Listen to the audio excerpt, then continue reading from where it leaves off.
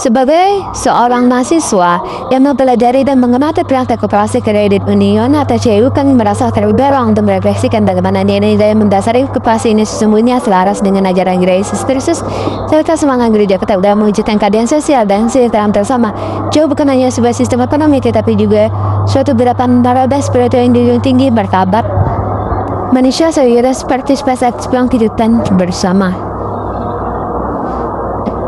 Mengembangkan talenta Matius bab 5 ayat 14 sampai 30. Ini bisa kita baca dalam teks tersebut yang telah tercantum di sini. Dan dalam konteks koperasi CU, prinsip ini terlibat dalam dorongan kepada setiap anggota untuk tidak hanya menjadi penerima manfaat tetapi juga pengelola aktif atas dana bersama. Dan CU juga mendorong anggotanya untuk menabung secara disiplin, meminjam secara bijak, dan ikut serta dalam pengambilan keputusan. Nah, bisa kita baca di slide yang sekarang ini dan bisa dipahami. Maka dengan itu prinsip satu anggota suara mencerminkan pengakuan akan nilai dan potensi setiap individu. Ini dapat kita pahami bahwa setiap individu itu harus memiliki potensi yang kuat dan melakukan prinsip sebagai anggota. Dan CU adalah wadah anggota di mana talenta berupa uang, waktu, dan keterampilan, semangat, tanggung jawab, dan pelayanan. Di sini sebagai anggota kita harus memiliki semangat. Maka dari itu CU hadir untuk membalik logika itu. Yang utama adalah partisipasi bukan kapital. CU di sini memberikan suatu hal untuk berpikir secara logika sehingga anggota bisa memiliki partisipasi. Nah, hidup dalam persatuan dan berbagi. Kisah Para Rasul bab 4 ayat 32 sampai 25 dalam penjemahan perdana terhadap mengikut Kristus, hidup dengan sehati dan sejiwa. Dalam Kisah Para Rasul ini ingin mengingatkan kita bahwa kita harus memiliki hidup sehati dan sejiwa. Maka mereka tidak menganggap harta milik mereka sebagai milik pribadi, melainkan berbagai kepada siapapun yang membutuhkannya. Jadi apa yang kita miliki itu harus kita berikan kepada orang yang membutuhkan. Kita tidak memandang siapapun orang tersebut yang membutuhkan sesuatu. Maka tidak ada seorang pun yang berkekurangan di antara mereka, sehingga di sini mengatakan suatu saling melengkapi satu sama lain dalam kekurangan kehidupan bersama. Ini adalah suatu solidaritas yang dapat dikembangkan oleh manusia, dan ini memiliki nilai-nilai secara langsung bercermin dalam prinsip koperasi CU yang menekankan solidaritas, kebersamaan, dan kepedulian terhadap sesama anggota. Seperti yang sudah saya jelaskan dari awal bahwa ini memiliki nilai-nilai solidaritas untuk kebersamaan sesama manusia, dan nilai ini harus diterapkan dalam kehidupan. Maka CU bukanlah tempat mencari keuntungan pribadi sebanyak-banyaknya, tetapi CU ini adalah tempat semua orang untuk mencari keuntungan bersama, sehingga saling membantu satu sama lain tanpa mengabaikan satu sama lain.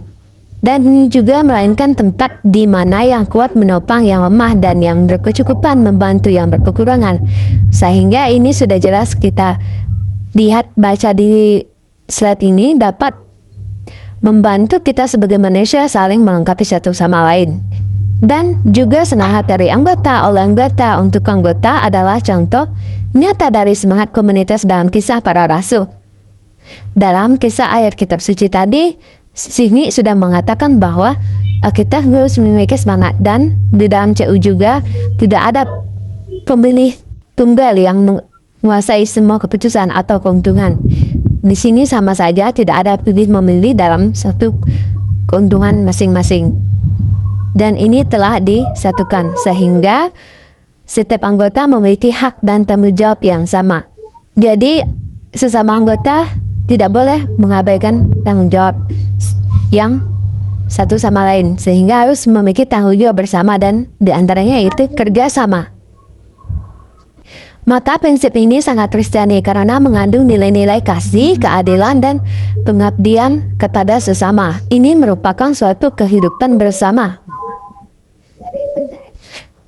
Maka sehingga dari itu kehidupan bersama sangat penting dan adanya satu keadilan sosial dan martabat manusia dari ensiklik Rerum Novarum. Dalam Laudato Si ini sudah dijelas dinyatakan di sini. Kita bisa baca buku dari Rerum Novarum ini dan buku Laudato Si, sehingga dalam ensiklik Rerum Novarum 18.1 Paus Leo ke-14 ini menegaskan bahwa sistem ekonomi harus didasarkan pada keadilan sosial dan penghormatan terhadap martabat manusia. Ini sangat penting diketahui oleh manusia tentang kehidupan bersama serta penghormatan dan martabat nilai-nilai yang tinggi, sehingga ia mengkritik ketimpangan sosial yang terjadi akibat kapitalisme yang tak berkendali dan mengusulkan agar kaum pekerja memiliki wadah untuk melindungi. Ini sangat penting sudah dijelaskan dan maka memiliki hak-hak mereka, salah satunya melalui asosiasi atau koperasi. Inilah yang akan kita bentuk bersama dalam junjung tinggi nilai kehidupan kita. Sehingga lebih dari 1 abad kemudian, Paus Fransiskus dalam Laudato Si 2015 ini menegaskan kembali pentingnya struktur ekonomi yang berkelanjutan, adil, dan menghargai. Sehingga beliau juga mengajak umat manusia untuk tidak berjebak dalam logika pasar bebas yang mengabaikan lingkungan dan kaum miskin. Di sini umat manusia tidak bisa mengabaikan dan bebas hidup secara negatif, sehingga koperasi hijau ini berdiri sebagai jawaban praktis atas seru-seruan ini. Sehingga koperasi hijau ini memiliki hubungan erat dan ia tidak hanya berfungsi untuk menanggulangi masalah ekonomi tetapi juga sebagai sarana pemberdayaan umat. Maka dalam JU anggota dilatih untuk menjadi pelaku aktif dalam perekonomian, tidak hanya sebagai konsumen atau pekerja, tetapi sebagai pemilik dan pengelola bersama. Ini adalah bentuk nyata dari partisipasi sosial berlandaskan kasih. Perwujudan 5 dalam tindakan nyata gereja mengajarkan bahwa iman tanpa perbuatan adalah mati, Yakobus 2 ayat 17. Maka keterlibatan dalam JU tidak hanya merupakan pilihan ekonomi, tapi juga perwujudan konkret dari iman Kristiani, dan ini sudah jelas. Dan menjadi bagian dari JU berarti terus serta membangun komunitas. Di sini para anggota harus memiliki hubungan dalam membangun sebuah komunitas yang adil, inklusif, dan penuh kasih, sebuah komunitas yang merefleksikan kerajaan Allah di dunia ini. Sudah jelas bahwa sebagai manusia harus mengatakan kerajaan Injil yang nyata. Sebagai mahasiswa Katolik, kami melihat bahwa JU adalah ruang pembelajaran sekaligus pengabdian. Dan juga di sini kami sudah menjelaskan beberapa hal yang sangat penting diketahui, sehingga di dalamnya kami belajar mengelola keuangan, membangun kepemimpinan, dan membentuk karakter.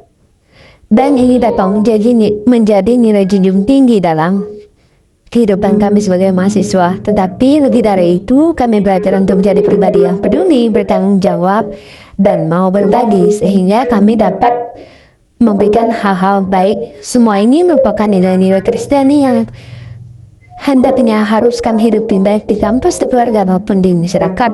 Dan refleksi ini membawa kami pada kesadaran bahwa koperasi JU bukanlah sekedar kelembagaan keuangan, melainkan suatu bentuk perwujudan nilai-nilai Injil dalam kehidupan sehari-hari kami.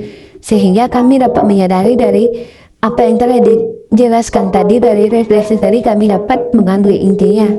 Ia adalah jawaban konkret atas panggilan Kristus untuk mencintai sesama, membangun keadilan sosial, dan mengembangkan talenta yang dipercayakan kepada kita.